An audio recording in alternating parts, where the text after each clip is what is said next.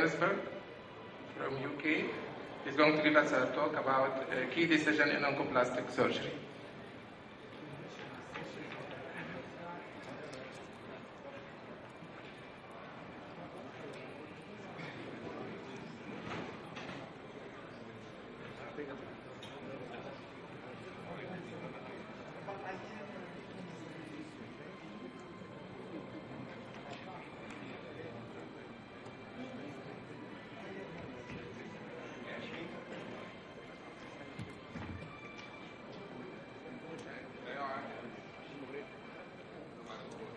Okay, ladies and gentlemen, good afternoon. I hope you had some lunch and relaxed. And I've been asked to give a talk on key decisions on oncoplastic surgery. And I have to admit straight away, I find this a very difficult topic to present because there's an awful lot to put together, and there's been almost an exponential increase in procedures which are available for treating patients in this field.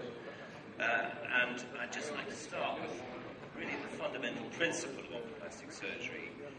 Decisions about these operations are not just something to be made between the surgeon and the patient, because more and more they're involving the whole member of the multidisciplinary team, the pathologist, the oncologist, the radiologist, more and more the geneticist, the breast care nurse, and so forth. And certainly in our experience, the oncoplastic decision-making process has improved in its quality by the input from multiple sources. I think this is very important. And the way I try to tackle this is looking at a decision tree and dividing the decisions into 5 key domains. And I think the first domain is, does your patient, is she best served by straightforward breast-conserving surgery or mastectomy? And the answer to that is yes, in most cases. There is a group where oncoplastic breast-conserving surgery comes into the decision-making process, and there are certain criteria which would make you select that with your patient.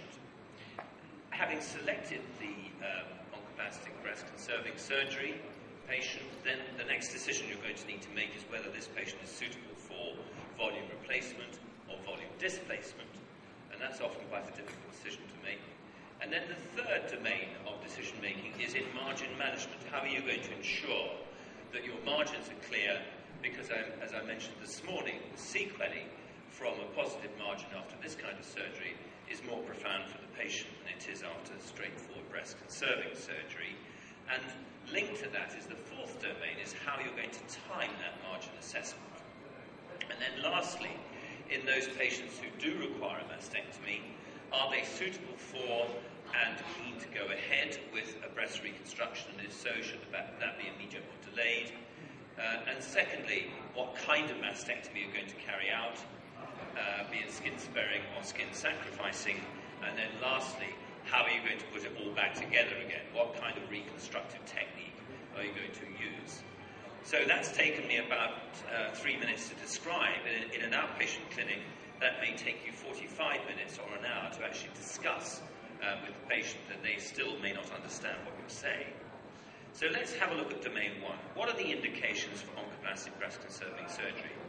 I think this study from Nottingham, which is now more than 10 years old, is very helpful, because the Nottingham group defined breast conservation as being most suitable for patients with up to 20% of volume resection. But once you get into this domain of up to 60, 70, or even 80%, then your risk of major deformity like this, or like this, or like this, goes up almost exponentially. And once you get much above that level of volume resection, then your patient is almost certainly committed to a mastectomy. But clearly there are major overlaps between these different categories.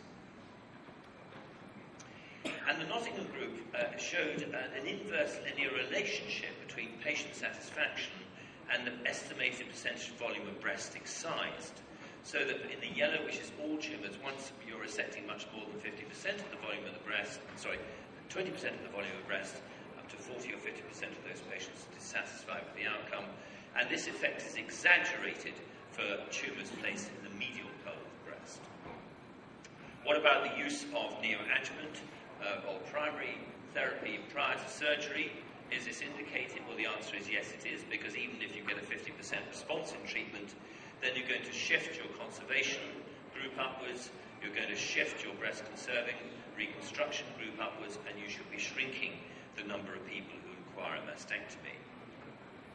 And I just did a quick look at our own database before coming here, and in the last 4 years we've carried out 109 of these oncoplastic procedures, breast conservation, of whom 14% had preoperative neoadjuvant treatment, and so far none of those to date has had a local recurrence.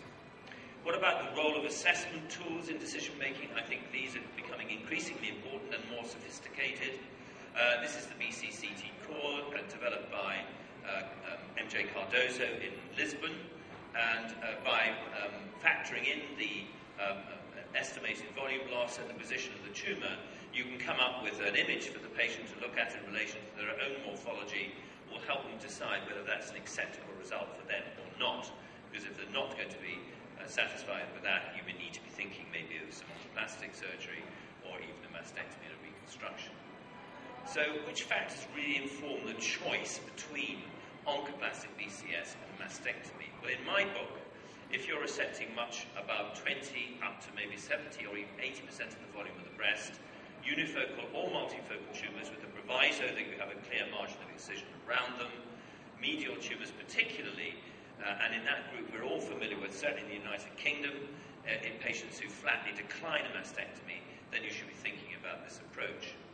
A mastectomy, however, is the default option for locally advanced tumours, multicentric tumours, in patients with severe comorbidities which preclude more complex surgery, and don't try and do this kind of procedure in someone who's previously had radiotherapy, has got a local recurrence, because you'll run into trouble with the flaps and ischemia and you'll regret it. There is a group, of course, who can't sustain radiotherapy because they can't raise their arms to a suitable level, and I think the bottom line is that any uncertainty about going through oncoplastic procedures, don't do it, stick to a more conventional technique. This slide summarises the patient's tumours in 350 or so treated on our unit in the last 22 years. 100 of these have been volume replacements, and as you can see, they're fairly equally distributed throughout the breast. They're a high-risk group. They've got large tumours of mean size of 32 millimetres. 1/5 of them had multifocal tumours with big resections, 400 grams of tissue. If you look at the volume replacement group, we have more experience of these, nearly 250. Again, a large tumour size, 33 millimetres, with multifocal tumours in 15%. So these are patients who would otherwise be treated in most people's hands by mastectomy. So the second domain is the domain where you need to decide with your patient what kind of oncoplastic procedure they're going to have. And to my mind, there are 3 considerations. Firstly, the patient morphology. So if you have a patient with a small to medium-sized breast, they will be suitable for volume replacement, not so much a volume displacement, but the large ptotic postmenopausal breast, it's often a relief for that patient to have a breast reduction. Secondly, patient preference. Patients who don't want bilateral surgery are probably best dealt with by volume replacement. Patients who don't wish to have a flap-based procedure, which may carry more risk, may be more suitable for a therapeutic mammoplasty. And of course, there's a big overlap between these 2 groups. And the third, and I think really important consideration, is what is your patient's attitude to risk? This slide just displays the post-operative complications in our service requiring intervention in the first 30 post-operative days. 250 or so volume replacements. You can see the low numbers of infection, hematoma, delayed healing, necrosis, and other complications, well under 10% in each of these groups. You compare that with the volume displacements, the complication rate doubles, almost certainly because these patients are having both breasts operated on. If you compare that with the figures from our own national mastectomy audit of 5,000 reconstructions, there was a recorded 28% of patients who required intervention for suspected infection. So infection alone in mastectomy reconstruction outstrips all the complications in breast-conserving oncoplastic surgery. Having decided to have a volume replacement, you've got to then decide which technique, and this is a classification we proposed the year before last, dividing into 4 groups: the flap-free techniques. The use of implants and saline injection has really fallen by the wayside, but we're seeing more and more lipo-filling of resection defects. It has to be said, in the absence of any real evidence of safety or outcome. The use of pedicle flaps, either from the lateral adipose tissue of the axilla, the LV mini flap, and other flaps using bits of muscle and omentum are also possible. And then moving up the scale of complexity, perforated flaps using perforation of the intercostal, epigastric and thoracodorsal artery, and then the finishing school, if you like, of free flap reconstruction, which has been described for fitting defects from the abdominal wall, from the omentum, and from the adductor aspect of the thigh. So you need to discuss those with your patients. For the volume displacement patients, then I think Krishna Clough's definition into level 1 and level 2 procedures is very helpful, just to focus your mind. So these are most suitable for the patient with a dense breast, losing up to maybe 20% volume, and what you're doing is a full thickness glandular resection, mobilization and apposition, and then closure of the nipple areolar complex, usually with some repositioning if necessary. If, on the other hand, your patient has fatty breasts, or you're resecting more volume, then the technique to look at here is a therapeutic mamoplasty. The bottom line here is very important. You must understand the principles of mamoplasty before applying them to tumor resection. And just some examples of the superior pedicle mamoplasty for an inferior tumor, a V mamoplasty for a lower inner quadrant tumor, a Benelli-type round block mamoplasty for an upper pole tumor, a tennis racket for an upper outer quadrant tumor, and a J mamoplasty for a lower outer quadrant tumor. And that's probably 1/10 of the different approaches that have been described in the literature. What's happening in the UK with these procedures? This is from our hospital episode statistics database over a 12-year time frame, over 13,000 patients. I draw your attention to the fact that if you add immediate and delayed reconstruction of the fitting defect after breast conserving surgery together, you're seeing an exponential increase in the use of these procedures, so that in 2011 they accounted for all breast reconstructions in the United Kingdom. And if you break them down, you'll find that 2/3 were volume displacement and 1/3 or so were volume replacements. So you're going down the path of one of these two procedures. You're next going to consider how are you going to manage your margins. Well, as we were talking about this morning, the first thing you want to do is to try and identify your high-risk patient who may need a much wider margin of excision. And actually, one of the luxuries of this approach is that you can take as much margin as you like, usually, particularly with a therapeutic mamoplasty. Secondly, how are you going to do your margin assessment? Are you going to use one of these techniques? Because, as I mentioned before, the fallout of a positive margin after this kind of approach is much more profound for the patient and those surgeons treating them than after breast-conserving surgery. And the third and important thing, you have to be terribly careful in your resection. Not that you always aren't careful, but you need to be looking at things like re-excising, doing cavity shaves if there's any doubt about the margin, inking, orientation, and labeling, because when those specimens are delivered to the path lab, there's often an awful lot of them. And here's an example of careful resection and handling. This is one of Silverstein's extreme orthoplastic resections, 90mm tuber post-neoadjuvant therapy. All that's left is some DCIS. But look here on the edge of the specimen, we have some DCIS here. So this stimulates the surgeon to request a frozen section, which indeed was positive, allowed a re-excision, and then the final margin was negative. And this is a very typical diagram of a therapeutic mamoplasty on the back of the request form, marking out exactly where all the specimens have come from around the tumour here. So here's the partial mastectomy specimen. First lateral excision, which is followed by a positive margin, as I showed you before. The second lateral incision with a negative bed biopsy on frozen section. The final cavity margin marked out inferior excision and pedicle. And this kind of approach generated 16 specimens in this particular patient in the first of the 3-page report form. So this is a completely different ballgame to doing a standard wide open excision. If you want to get good results, you have to be careful in how you handle and label those specimens. Does this approach influence the risk of and the management of positive margins? Going back to this study from Loshkin's group again, 8,000 patients with the meta-analysis. So what you're seeing here is the proportion of people needing further surgery, so re-excision in yellow and mastectomy in blue. And what's interesting is if you look at breast-conserving surgery, much higher re-excision rates, significantly higher, around about 14%, but much lower mastectomy rates for a positive margin. If you move up towards volume displacement, however, you have much lower re-excision rates, but you have much higher mastectomy rates because of the problems, probably in being certain you've identified and that you can identify that positive margin when you have to go back. And as I mentioned this morning, in his study, he showed a significant difference in local recurrence rate in favour of the oncoplastic breast conserving procedures. The fourth decision domain relates to the timing of the procedure, and you've really got two main options. You can either do a partial mastectomy combined with a sentinel node, do your intraoperative margin assessment, and then reconstruct the defect straight away. And if you've got confidence in your system of pathologists and you understand each other, we found that a very safe and effective way of doing it.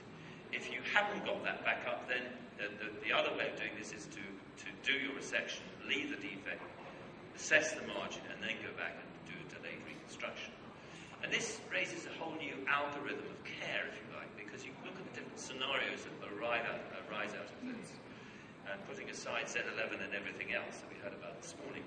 So if you've got the patient who's got a positive margin and a positive lymph node, that patient is going to need a mastectomy and probably not a reconstruction because they're node positive and they're likely to require radiotherapy after the mastectomy. If, on the other hand, the patient's got a positive margin and a negative lymph node, the second stage operation would be a mastectomy with a reconstruction if indeed they wanted that.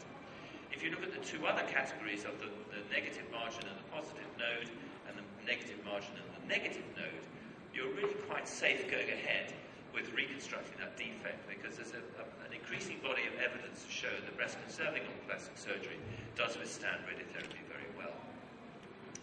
And then the fifth domain of the patient who needs a mastectomy, is it appropriate and suitable to go ahead and do a reconstruction? If so, what kind of mastectomy would you carry out and what kind of reconstruction are you going to put together? And I'm just going to show you some trends in the United Kingdom and the United States just to make the point about what's happening out there at the moment. And this is 53,000 cases again from our hospital episode statistics. And I just draw your attention, if you look at the immediate reconstruction and delayed reconstruction over the last 13 years, we've seen this threefold increase in both immediate and delayed reconstruction, so much so that by 2012, about 50% of people having a mastectomy were either having an immediate or delayed reconstruction. That's a massive change in a relatively short time frame. What about decisions between skin-sparing and skin-sacrificing mastectomy? Well, there are concerns, there have been concerns about complications and local recurrence, but I think this overview carried out by Lanitis, it was actually a systematic review of over 3,000 patients, showed no significant difference in the risk of significant complications or local recurrence, regardless of which of these two approaches you use. So decisions about the type of mastectomy are going to be dictated much more by the time whether you're going to do a reconstruction or not. And if you're going to do a reconstruction, then you're likely to be using a skin-sparing mastectomy. What about the type of reconstruction? And this is a massive database, US plastic surgery statistics. I just checked it up before coming here for the figures for 2013. And what you can see in 500,000 patients, the first thing to show is about 100,000 patients a year get a reconstruction in the US. But look at this massive increase in the use of implant reconstruction, now accounting for 80% of all reconstructions in the US, with a reciprocal fall in abdominal flap and LD flap reconstructions, 2/3 and 1/3 of the 20% of the remainder. And that's a massive difference. But the same thing is happening in the UK, but also with a difference. So if you look at 2005, we see an uprise in the use of implant reconstruction, a reciprocal fall in LD flaps, either autologous or with implant. But look at the rise in abdominal flaps. So America's doing this, and we're doing this. And I think this is an example of the differences in a publicly funded system for healthcare, where decisions about surgery or intervention are not necessarily dictated by cost, which they are in a privately funded healthcare system like the United States. And I think that's a very interesting change. But we are seeing this big rise in immediate reconstruction. And my penultimate slide, which I think is probably one of the most important tool in decision-making about reconstruction, is your patient going to have radiotherapy? This is a meta-analysis of 26 articles published by Momo from Ann Arbor last year. And what they looked at was total reconstruction failure in more than 1,000 patients who'd had radiotherapy after their implant-based reconstruction. And if you look at the patients who have preoperative radiotherapy and the patients who have postoperative radiotherapy, they both come out with a 1 in 5 or 20% total failure. That's defined as loss of the implant in either radiotherapy before or radiotherapy after. So if your patient is deemed to be needful of radiotherapy, you need to consider whether it's a good idea to do a median reconstruction, and certainly whether it's a good idea to use an implant for that. So in conclusion, this is a rapidly changing field, and there are so many choices that confuses not only the patients but the clinicians who are looking after them. We have very little evidence, very small evidence base on which to make our treatment decisions. But one thing I think is true is that the complication and recurrence rates following oncoplastic surgery do compare very favourably with more major surgery, as you might expect. And I just finished with this slide, which illustrates what Krishna Clough said at the meeting earlier last year about his concern that we're in danger, that oncoplastic surgery is in danger of becoming a fashionable monster.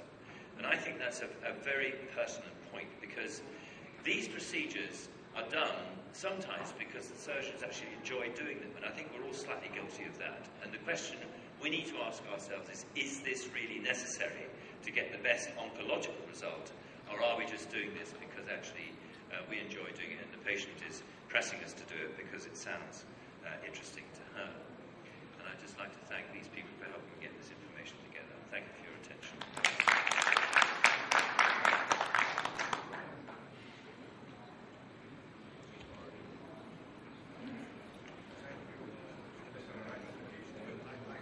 We should give the questions at the end of the lectures.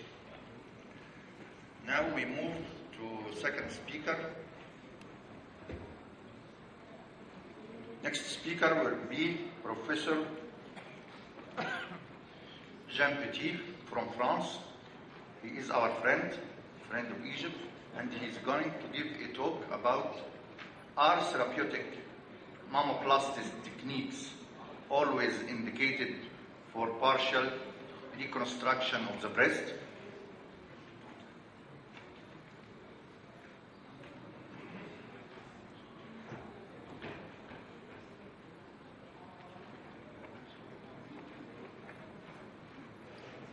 Thank you very much. First of all, dear colleagues, dear chairman, I want to thank my friend Hisham Ghazali for inviting me again to this planning meeting. The question I have to answer today is, are therapeutic mammoplasty techniques always indicated for partial reconstruction?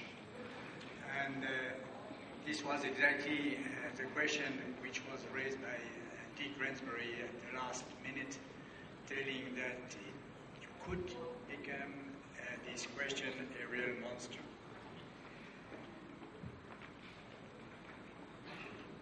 I'm sorry.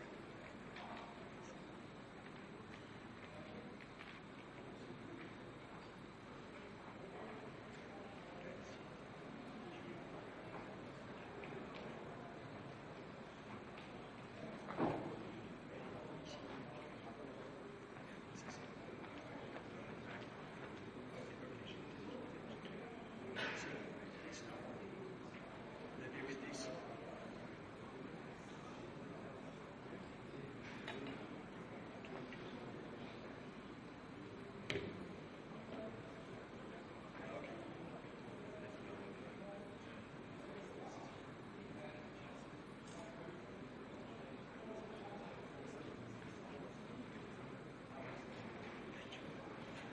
Very sorry, it's a small problem. So, obviously, the indication of the oncoplasty in conservative surgery depends on the width of the tumor removal. And at the time, the first time of Veronese indication, it was a very large free margin which was required. And obviously, this has changed a lot, and we saw this morning extensively with all the speakers that the margins should be less important, that we can end up with a very, very small free margin. That means that, except maybe in the DCIS, where it is necessary to pay attention to the margins more than invasive carcinoma.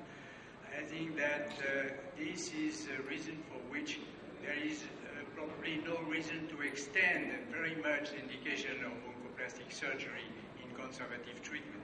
And I think that the main question will be who can do really the oncoplastic surgery among the breast surgeons. Because I think that we can divide, as Krishna Kloff has said, the indication of the oncoplastic surgery in two large groups. One group which is with a technique which can be done very nicely by cancer surgeons without any training in plastic surgery. Obviously, if we give a look to what we can observe after conservative surgery, these are the kind of results that we should try to obtain in all the cases with good symmetry and good aspect of the breast. And obviously, we know, all of us, that it's not always the case, and that we have sometimes the results which should be improved later, or which better should be prevented by a good surgery at the time of the conservative treatment.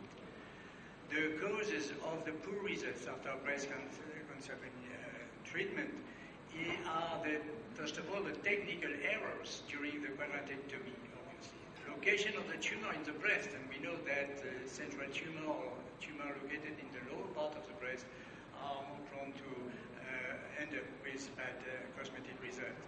The size of the tumor compared to the volume of the breast, and this is this ratio which is very important because it's not considering only the volume of the tumor to know that we will need improvement with oncoplastic surgery, but with a very large breast, it's possible to reshape the breast very nicely with local use of the glandular tissue to fill up the defect left by a wide, large tumorectomy.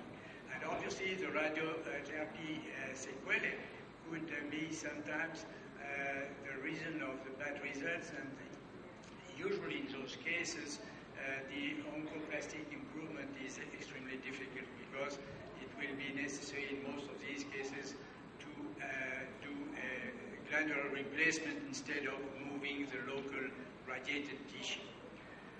But at the end, there will be two types of oncoplastic surgery in my mind. Immediate or delayed partial breast reconstruction, or simple tricks.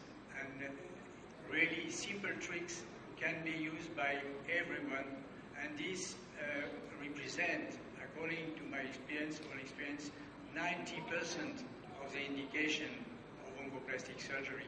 And only 10% of the cases that really require a surgeon who is well trained in plastic surgery to use the displacement technique or the replacement techniques.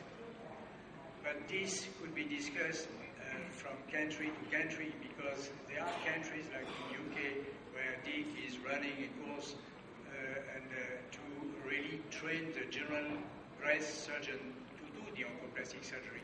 But there are other countries where there is a complete separation between the breast surgeons and the plastic surgeons, and it's sometimes difficult to work together, and it's more difficult, obviously, to have the plastic surgeon in the same room as the cancer surgeon to do the immediate oncoplastic surgery. How to improve the cosmetic results without specific training in plastic surgery? As I told you, according to me, 90% of the cases are in this group.